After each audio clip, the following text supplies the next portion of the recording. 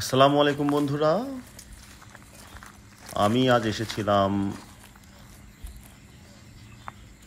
পীরগাছার ইটাকুমারী রাজবাড়ি, যেটা রংপুর সদর থেকে 40 কিলোমিটার দূরে অবস্থিত। পুরনো রাজবাড়ি।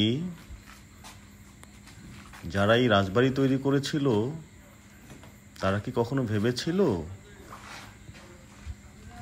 রাজবাড়ির রাজার শাসন এবং আরও যে অন্যান্য উপাদান একটা রাজবাড়ির জন্য প্রযোজ্য, কিছুই তার নেই আজ অবশিষ্ট। সিঁড়ি দিয়ে আস্তে আস্তে ছাদে উঠলাম